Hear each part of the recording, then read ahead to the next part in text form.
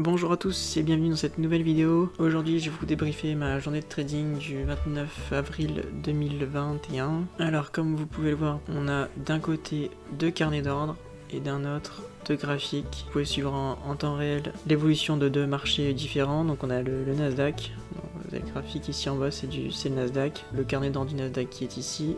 Et à droite, c'est un indice qu'on n'a jamais encore vu ensemble. C'est un indice que moi je suivais mais que je tradais rarement.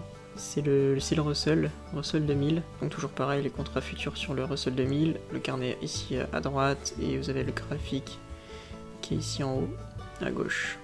Alors pourquoi cette disposition? C'est tout simplement parce que les marchés sont beaucoup moins volatiles, et ce qui veut dire que je ne peux plus trop travailler sur le S&P 500, il est un peu plus dégueulasse, même quand vous regardez graphiquement, c'est plus la même chose. Ce qui fait que j'ai mis de côté, je peux plus trader dessus, néanmoins c'est pas grave, on s'adapte. On peut trader plus facilement sur le Nasdaq, qui lui du coup va être moins volatile que d'habitude, il va plus m'intéresser. Et en même temps, voilà, s'il se passe pas grand chose à faire sur le Nasdaq, j'ai le Russell. Le Russell, je vous invite à regarder ce que c'est sur internet, pour ceux qui ne connaissent pas du tout. Pour faire vite fait, c'est un indice qui regroupe des small caps. Il vient reprendre les 2000 plus petites entreprises d'un autre indice qui est le Russell 3000. Il les regroupe, ça en fait un indice. La moyenne des tailles des entreprises, j'avais regardé, c'était 2,3 milliards de dollars. Beaucoup plus petite que des valeurs qu'on peut retrouver dans le Nasdaq ou le S&P 500.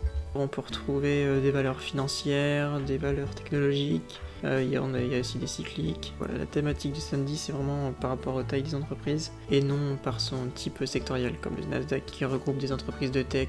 Ce qui fait qu'on a des mouvements de ces indices qui sont pas forcément corrélés, ils bougent pas forcément comme le S&P 500 ou le Nasdaq, ce qui fait qu'on peut détecter des fois des petites opportunités quand les deux autres sont un peu plats ou il se passe pas grand chose. Regardez ici sur la droite ou sur le carnet du Ripple, vous voyez, il est découpé en dixièmes de points. Vous voyez ici sur les 2310,0, le prix, le tick d'après, c'est 2310,1, après c'est 0,2,3. Donc un point de Ripple est découpé en 10 ticks, tandis que le Nasdaq est découpé en quart de tick. Vous pouvez voir au carnet, qu'on soit au bid ou au ask, en termes de nombre de lots en attente d'exécution, on est sur les mêmes choses sur le Nasdaq ou sur le Ripple. Contrairement à un S&P où par case on a des centaines de lots. Voilà, c'est ce qui fait qu'il est aussi un peu volatile. Le fait aussi que cet indice regroupe des small caps, donc entre guillemets des petites sociétés, va faire que pendant des périodes de forte tension, de volatilité, cet indice sera beaucoup plus volatile que le S&P 500. Là aussi je vous laisse aller voir sur internet. Vous voyez que le spread de volatilité s'écarte entre les deux. Un indice qui va être beaucoup plus volatile que le S&P 500 dans des périodes très très volatiles. Par exemple, quand il y a eu le début du coronavirus en février 2020, il y avait le Nasdaq qui était extrêmement volatile, moi je le tradais plus du tout, c'était beaucoup trop volatile. Par contre, j'avais juste un peu réduit ma taille et je pouvais quand même trader sur le S&P 500 qui faisait des sacrés mouvements, donc on pouvait faire des sacrés trades dessus. Le Ripple je le tradais pas du tout, mais le Nasdaq je l'avais mis de côté parce que même en réduisant ma taille, c'était ingérable au carnet, ça bougeait dans tous les sens. D'un côté de l'autre, il faisait des 20 points en une seconde, 20 points vers le haut, 20 points vers le bas. Voilà, pour résumer, donc le fait que la volatilité soit beaucoup plus basse que d'habitude. Pareil, allez voir le VIX, ouais, le VIX il fait que de descendre. On met le S&P de côté, c'est pas grave, et on trade les deux autres marchés. Voilà, donc ma priorité ça reste le Nasdaq, mais quand je vois qu'il est un peu trop dégueulasse, voilà, je me jette un œil sur le Ripple et je vois ce qui se passe. Durant cette journée de trading, j'ai pas passé d'ordre sur le Ripple de mémoire. Voilà, si vous avez des questions, n'hésitez pas à les poser en commentaire en dessous de la vidéo sur le Ripple. Alors on va commencer tout de suite le débrief. Alors comme on a pu le voir, le marché descend un peu, donc que ce soit sur le Ripple ou sur le Nasdaq. Là je vais essayer de rentrer 25. Pour moi 25, il y avait un acheteur qui revenait à chaque fois qu'il payait 25. Voilà, j'essaie de rentrer, je mets mon stop à 22,50. Voilà, je vais me faire sortir. Voilà, je me fais sortir, donc ça c'est mon premier trade de la journée. Un petit stop pour bien commencer. C'était un peu le bordel au début. Le marché descend un peu.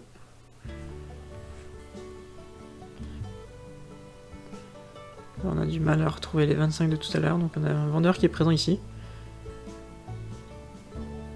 Ouais, j'essaie de rentrer 20, mais je suis mal rentré. Au moins je rentre, il y a un acheteur qui prend la main. Voilà, je me refais ressortir.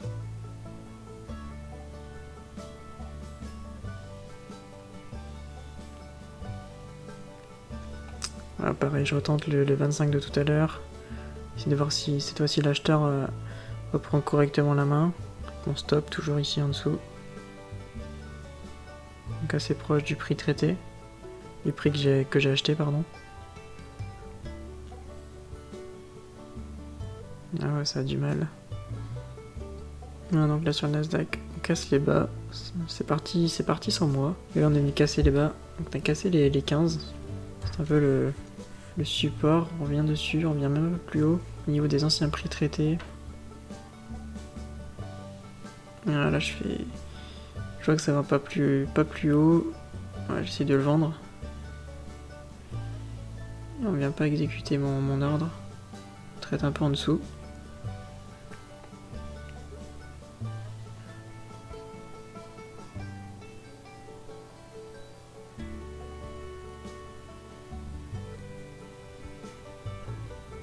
Ah, c'est dommage, je me fais pas exécuter. Ah, donc là on est bien descendu. Donc là, un vendeur qui a bien pris la main, on a cassé encore les bas, les niveaux. Voilà, on est sur les bas, on est venu taper au niveau des 75. Marché remonte. Voilà, moi j'attends de voir si l'acheteur est très insistant pour racheter. Voir si l'acheteur reprend la main et fait monter les prix beaucoup plus haut. Et je vois que ça galère quand même. Donc voilà, j'attends de voir. Vous voyez mon curseur, je suis dans la colonne des ventes. J'attends de voir si dès que je vois le vendeur qui remet des ventes, qui est assez agressif, qui revient. Voilà, là, boum. Je sens le vendeur, j'arrive à vendre un lot à 78. Et là ça va très très vite. Boum, le prix descend très très bas. Hop, je rachète mon trade dans la foulée. Ça va hyper vite, je vais vous le remettre.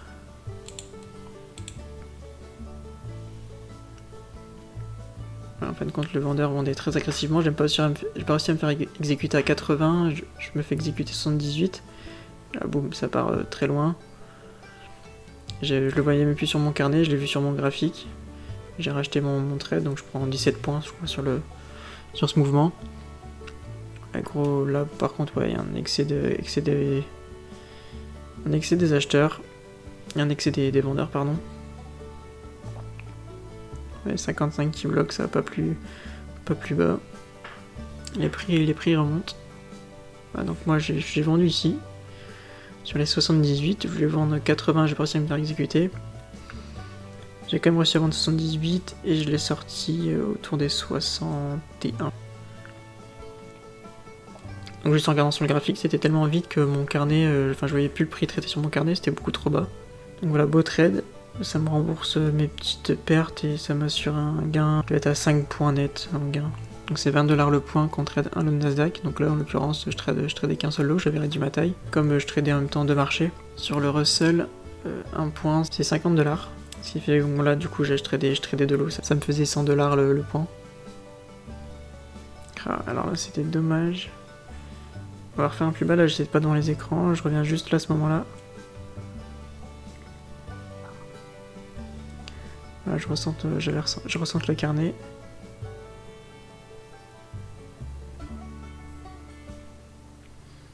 Alors, donc vous voyez, au fur et à mesure que le marché évolue, les mouvements ils sont pas totalement pareils. Hein.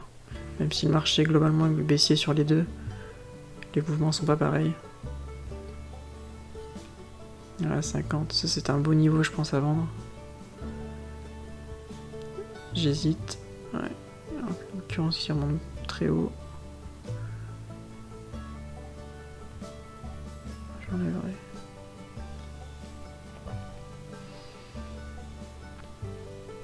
Ouais, 50 était pas mal vendu. J'ai pas osé le vendre parce que c'était... Il y a l'acheteur qui a poussé un peu plus haut que 50, mais le vendeur qui est quand même là. Sur ce niveau. Et ça repart derrière. Ouais, je pense qu'il y a un petit trade à faire quand même sur les 50. En fait, c'est le fait qu'on vient de retester. On l'a cassé les 950 et on vient le tester. Voilà, donc derrière, on a fait un plus bas, on est venu remonter. On a vite été bloqué au niveau des 955. Le marché est redescendu. Là, pour moi, il y a un vendeur qui a la main, clairement. J'essaie juste de vendre au meilleur prix.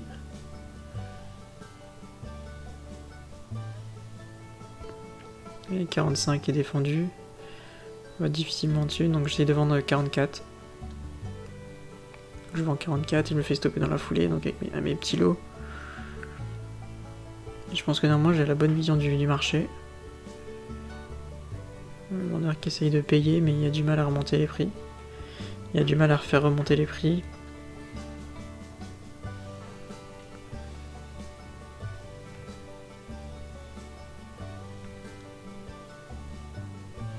Ouais, il galère. J'essaie de revendre 44. Mon stop au même niveau, et là boum, par contre je me fais pas attraper. Ça c'est vraiment dommage, j'ai pas de chance sur ce coup là. J'avais bien vendu, vous pouvez le voir sur le graphe, je suis dans la mèche.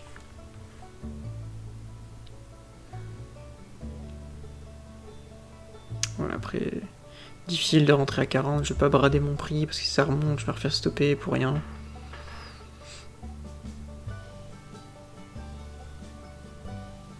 Ouais, ça bloque 40 encore. Genre les acheteurs n'arrivent pas à passer 40.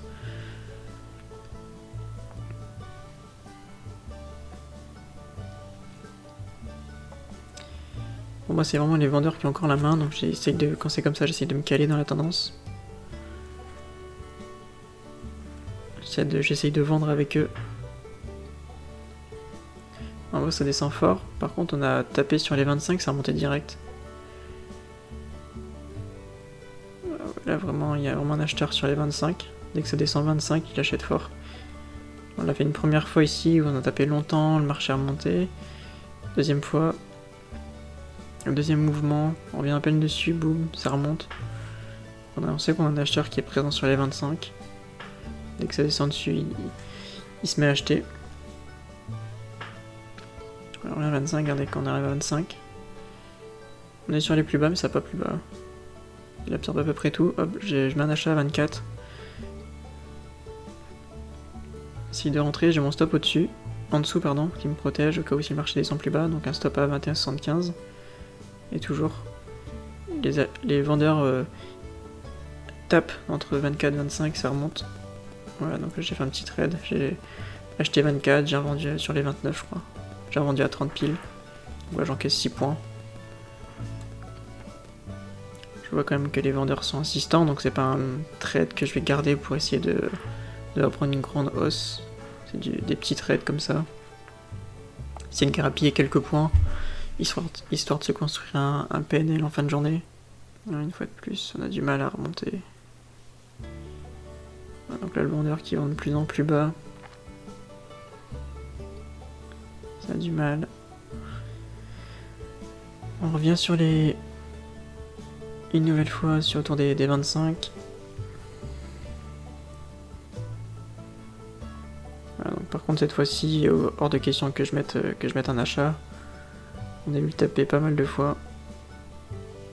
Et il galère. Là cette fois-ci l'acheteur galère à faire remonter les prix.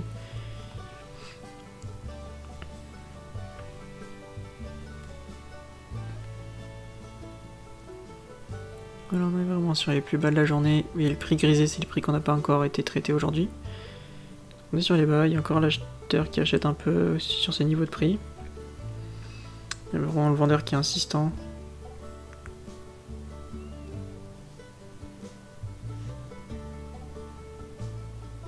Voilà, moi j'attends de voir qu'il y a un petit retour, si je peux rentrer correctement.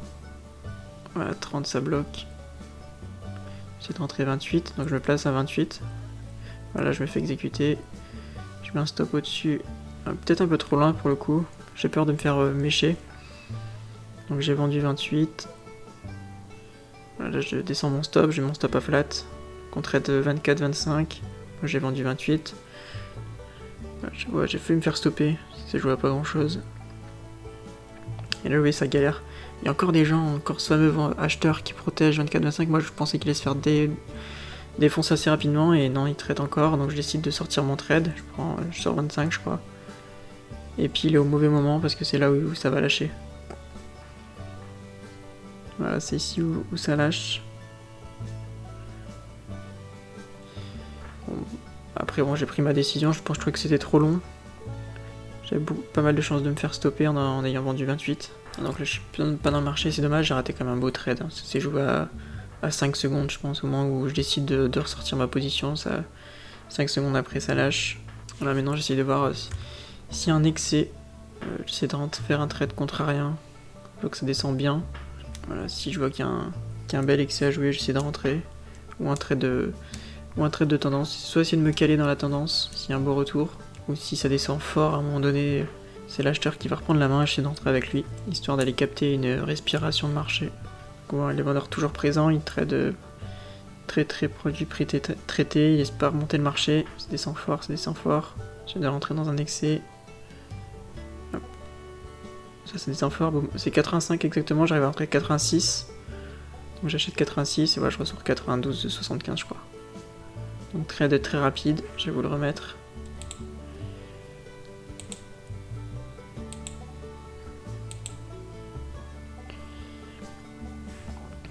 Donc on trade autour des 900, c'est toujours important de se repérer.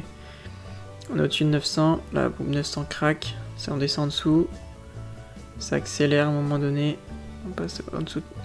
Au début ça bloque 95, ça remonte, j'attends de voir ce qui se passe. 95 lâche, on descend en dessous, et là par contre, boum, ici, il y a l'acheteur qui rachète tout. Et voilà, donc moi j'achète et je revends ici mon trade au niveau des 92-93.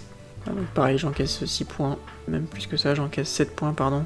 Ah, donc encore un petit trade, on vient grappiller comme ça, des petits points par-ci par-là. Voilà, donc toujours rester attentif. Ouais, quelques temps après. Donc là c'était le trade de tout à l'heure. Ouais, il s'est passé pas mal de choses sur les graphes. Voilà, j'ai toute une partie où j'étais pas devant les écrans. Ah boum, on est en train de refaire un plus bas. Je recentre mes carnets. Une nouvelle fois là, le vendeur qui est insistant. Voilà. On casse encore une fois les bas.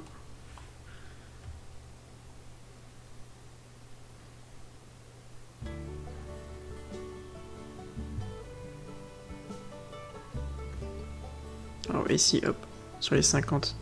Ouais, c'est vraiment bloqué sur les 50. J'achète 52,75. Et voilà, je ressors mon trade. Combien je ressors? Je dois ressortir 57, je pense. Ça se passe très vite, je vais vous le remettre.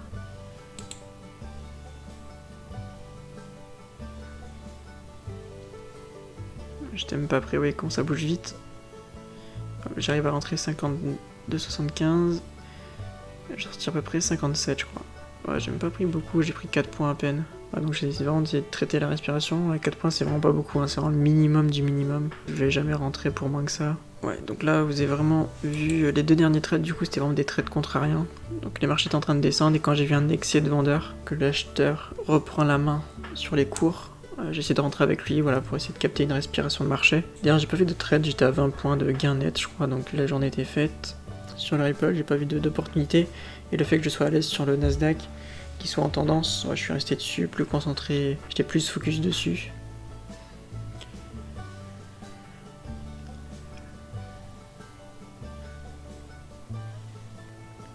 Qu'est-ce que je vais pouvoir dire? Donc voilà pour ce débrief, j'espère avoir été assez clair, que la vidéo soit pas trop longue. Voilà, comme d'habitude, si vous avez des questions,